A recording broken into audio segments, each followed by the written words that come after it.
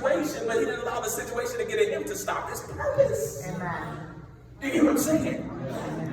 I want you to connect to the fact that Paul didn't allow his situation to stop him from stretching outside of where he was, so that he could stretch to others to continue his purpose of delivering the word. And he did it diligently. He didn't allow his situation to say, no, not today. I don't feel like it today. And I can imagine how many times he's in there, he's writing and writing and writing. And the prisoners are walking by. I don't know what you're writing for. You still up in here. They ain't coming to get you. He was in the prison, but he didn't live in the prison. He lived in the Word. He lived in God's power.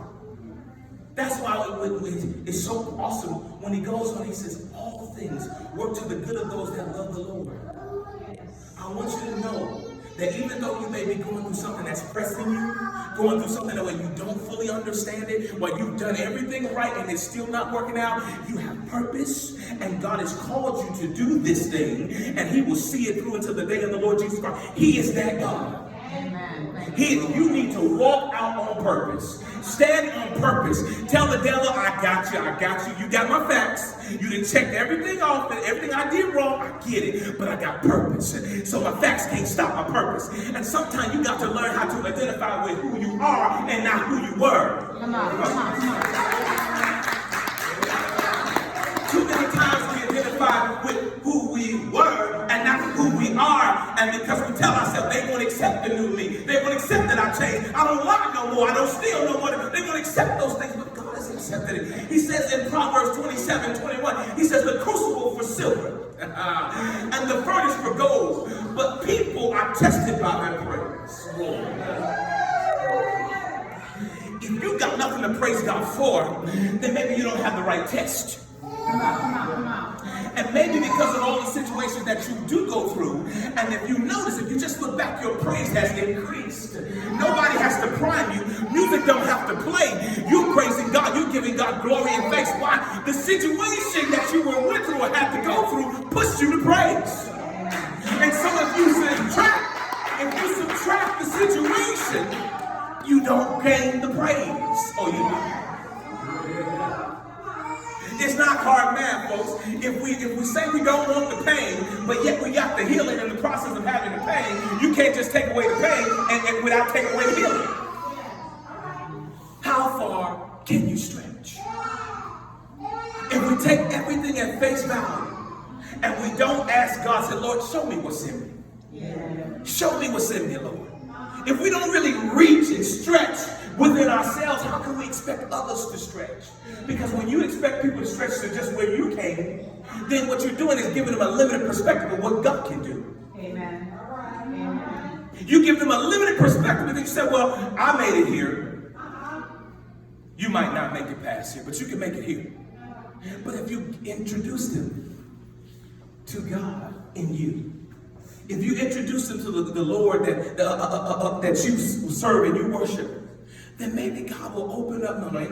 God will open up their eyes. Amen. And maybe they're going to be better than us. Maybe they're going to do more. Because if you remember, Jesus told the disciples, you're going to do greater things than I. You can't really imagine and understand that, can you? But when you have the right perspective, you don't look at people keep them at your level.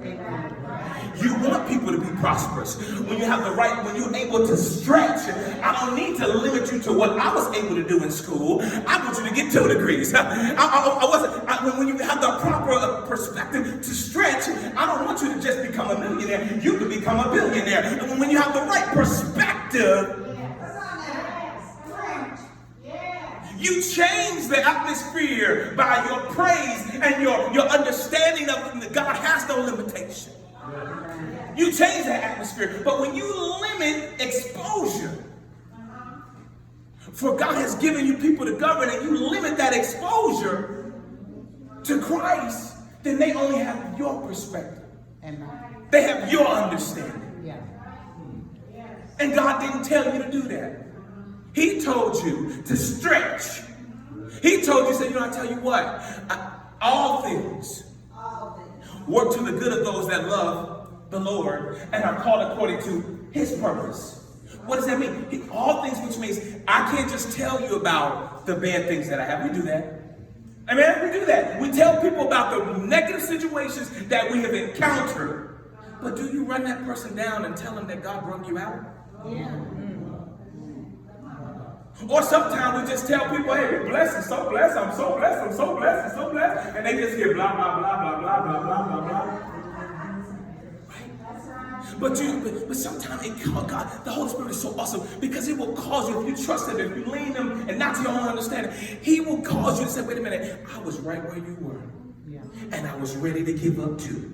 I was ready to check off this box thing called church. I was ready to check off this Bible, put it over in the corner. I was ready to stop talking to folks, allowing people to talk to me about God. I was ready. But then something happened to me. And it caused me to stretch beyond my understanding. I want you to know that in 2020, it is not just what you do. It is not just what you do for yourself. But it's you stretching, saying, God, I want you to open my mind so the things that I desire to have, the things I desire for other people to have, that you have prepared me to be a steward, that you have prepared me to be a shepherd. And if you understand that, and check this out, when you pray this prayer, be careful, because it's not like everything's going to be perfect for you. You got to understand what stewards do and what shepherds do. Oh, God. David was a shepherd, and they clean up after messy folk or messy things. Some of us want power and prestige and understanding and influence, but we don't want to do the process of preparation to get there. So David has to clean up after messy things. People that have no regard for doing these messy things. So I can't reach you because you're a child of God. I've got to be able to reach you because you're not. Amen. Come on. Yeah. And I can't do that in the same cell that I'm in. I have to be able to reach and stretch out of the cell, out of my situation in order to connect with you. Because there's something about that process of not me seeing my situation, but seeing what you can be. What you're able to become. Prophesying. Praying you to the next level. Walking and praying and having the understanding that God has all power. That He really can do this thing. If I truly believe Him, He really can do this thing. That even though it looks dark today, tomorrow a brighter day is coming. There's a greater opportunity if I learn to stretch. If I learn to stretch beyond today. If I learn to stretch beyond my understanding. And help somebody else. Because they can look at me and not just see my highs. But they can see my lows and know that God is with me. That even my bad days are working for my good. But that doesn't happen unless you learn to stretch. You got to learn to stretch. And someone said today in Sunday school, how do you know when it's too far? How do you know when it's too much? You got to stay connected. Stretch doesn't mean pull away from God. Right? Stretch means I'm still holding on. But I'm stretching. I'm stretching. And when He does, He comes with you. He comes with me. So now I say I want to bless 100 people. He'll walk with you. He'll go over to the shelters. He'll go over to the homeless places. He'll walk with you. But you got to learn to stretch out of your own selfish desires. Yeah. I'm talking to somebody. You don't have to hold your hand up. You don't have to point. I'm talking to somebody directly. There's some things that you want God to do for you, but you're not really willing to do them for yourself. Come on. That's a form of stretching. God didn't tell me this was about hooping, hollering, and amen today. He told me this was about teaching the people. Stretching is really not about you getting more. Stretching is about you understanding the process of God giving seeds to the sower. Right? He understanding that, wait a minute, my bad days, because of who I am, I can't fold every time water comes. I can't fold every time I'm shy. The Bible tells us that weapons shall be formed against us, but they shall not prosper. So every time you get somebody talking crazy to you, every time you get a situation where they muddied up your name, I can't fold because I'm well built. I'm created in his image. Come on. And if I'm created in his image, I can't fold for when something only hits the outside. I've got to be able to walk and protect his name, his righteousness. Yes. Right? When you curse at me, I can't cuss back at you. I know you're tempted. I'm not asking you to be human. I'm not asking you not to be human. I know it tempts you, right? I know, but see, the thing is, it's not about praying about that person not cursing at me. It's about praying about, Lord, don't let this thing trigger. Yeah. Right? Lord, help me deal with that trigger. Yeah. Right? Because everything's going to happen on the outside. I'm designed to take some stuff. I really don't know all that I'm designed for, but I'm designed to take some stuff. And so when I allow myself to walk in my design, then I don't necessarily have to react to the elements because I'm built to withstand the elements. Do you hear what I'm saying? And so that trigger, pray about that. And that takes you stretch. That takes you stretching. Because your normal routine is you pray when you feel like it, or when you remember. Or you pray at Sunday school, you pray at church, you pray at Bible study, you read the Bible in those opportune times. But stretching yourself requires you to be more intentional. And a lot of times we say, well, what does the Bible say about that? And that's fine. It's the proper setting for to ask the pastor or the preacher, what does the Bible say about that? But it's not just the preacher's job to know the word. It's your job to know the word as well. How can you test what the preacher is saying if you don't know the word for yourself? That's right. Amen? Amen. Stretch. How far can you stretch? I'm wrapping it up. God, I know today's so what am I doing? So what am I doing? We have to be subjected to impossible situations to produce effectiveness of our faith in God. Everything's not going to be perfect. Every plan that you set up is not going to work out by verbatim every step. But what's happening? When you understand that every day that you live and every situation that you go through was ordained by God to get you to a certain place when you're walking in his will. Make sure that disclaimer has to be so paramount. That when you're walking in his will, there's certain steps that we take because we take them. Amen. He said go up 3, and we're like, stay right here. Because it's comfortable. It's comfortable. It's familiar. It's familiar. But he says, in order for us to be effective, our faith has to grow. And how can faith grow unless it's tested? Amen. How can faith grow unless it's tested? Which means is you just got the new car. And now they cut back my hours. Yeah. And you like them no good. So nice. Hashtag pound. Right? You're like, because it's natural for us to react in the worldly, fleshly way. But you don't recognize that God is stretching you. Because if the job that you worked or your regular hours with paid for the car, but you prayed for the car, then maybe the job is not the thing that got you the car, so maybe it's not the thing that's going to keep the car. Did you get that? So my faith has to be stretched in order for me to understand that it is God that delivers me and not me myself. Not just my hands. You hear what I'm saying? Not just my hands. Because if it's all about my abilities to do something for me, then I'm God. And I'm far from it. So stretching requires you to have more faith. And you can't have more faith unless you have more test. Come on. If you have to retake a test in school, more chances are, if you study or in any kind of way, pay attention anyway, more likely the next time you take the same test, you will do better. Because you're more familiar with the test. Come on. Think about that. So when I'm dealing with a situation that is impossible for me to handle, the last time I took this test, God got me out. So the next time I take the test, guess who's going to get me out? Come on. That's stretching of your faith. You've got to stretch. You got to go beyond what you understand. Your prayer shouldn't just be about, Lord, give me a new car, give me a new house. Seed to the sower. Do you understand that concept?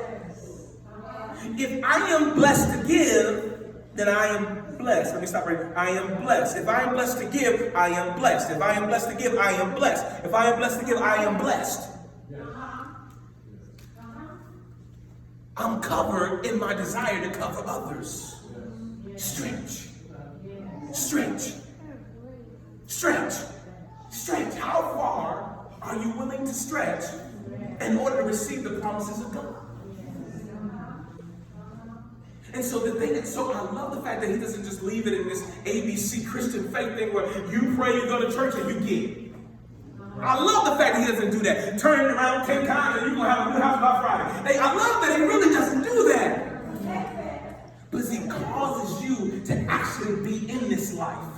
He calls you to actually be the light and the salt of the earth. Because he's causing you to be tested because you are his. And if I made you, you can withstand lying, cheating, disrespect, backstabbing, because I made you. And so I know how far you can stretch because I'm the one that set up the dimensions. You know what I'm saying? I know what's in you. It's okay, Moses. Grab me by the tail. Grab me by the tail. It's okay. It's a snake to you visually. I perceive a snake. But when you grab it by the tail, it's going to be a rod, a staff. So maybe it's a bad situation that you're dealing with right now. But God said, no, don't worry about it. Don't worry about what's going on. All these negative jokers that's around the situation. But you're there. But you're there. It's okay. You're there. I implanted you there, Moses. I implanted you there because something that you're going to do, you need to learn the ways of the snake. And I put you there for that particular reason because you have my purpose in you. And so when the situation gets bad, don't worry about it because I put you there. The CEO is crooked. We all gonna lose our job. No. I put you there. I put you there. There's no prayer in school. No. It's okay. They wrote it out in legislation, but I put Azure. I put Isaiah. They preach to kids. It's okay. I put them there. They know how to pray. Stretch. How far in 2020? Are you willing to stretch to really walk in faith and not just talk in faith? Amen? Amen. God bless you.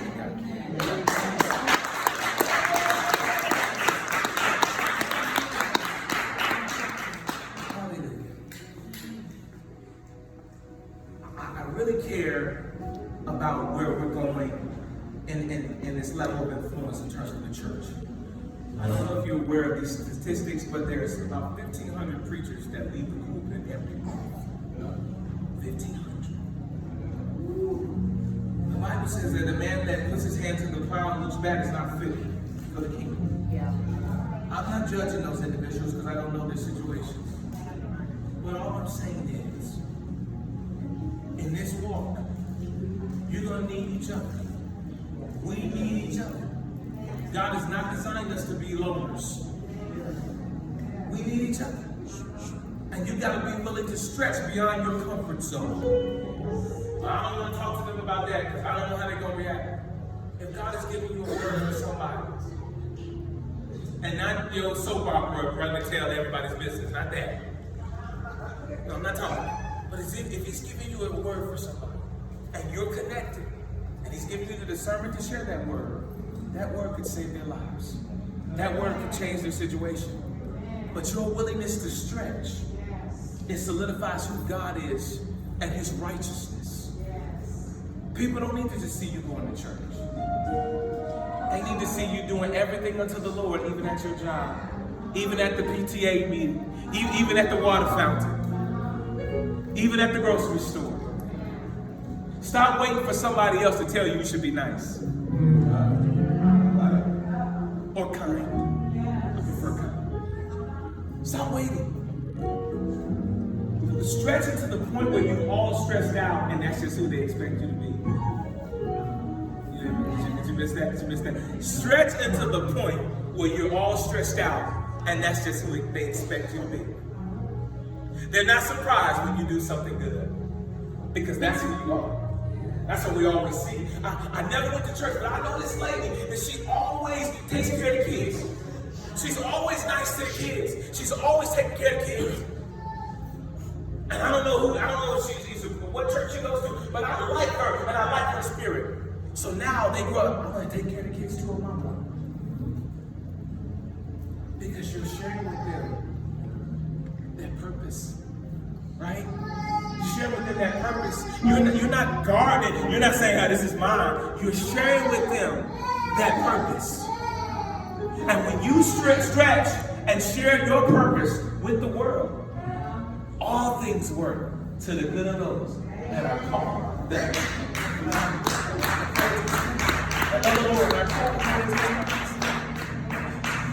If you desire prayer, not just prayer for your situation right now. If you desire to be in the right spirit all year long, to be stretched, to do a wonderful work for the Lord, to be ambitious in the kingdom of God, to do more for his people, to do more for the world, it can change starting with you. With you, on your block, at your house, in your encounter with a stranger. White, black, orange, green, yellow, it doesn't matter. Aren't you tired of putting on those different faces? You're stretching anyway to keep coming back and, I'm nice today, I'm nice today. All these things you're stretching anyway. Why not stretch for the Lord? How come somebody can say, Mr. Stevenson, Mr. Johnson, he's really cool. And then he goes at home, his kids love him, and he goes to the store and the clerk like, wow, you're always so nice and so cheery. How come that can't be you? And I don't know your situation, what you came from, but that's not your badge to be like the world. You hear what I'm saying? That doesn't give you authority or license to be like the world. You were renewed, redeemed, restored. You are the epitome of Jesus Christ's eye. You are the flesh and the heart and the blood of Christ. And you have purpose. And so your old shell doesn't have to come with you every place you go. Your old problems, your old neglect, your old rejection, your old misuse as a child, mistreated, that doesn't have to come with you. It doesn't have to show up in every conversation. You are blessed. You are a blessed people. And even your bad days are working for your good. Amen? Amen. Let's stand and let's pray together. Everybody stand and pray.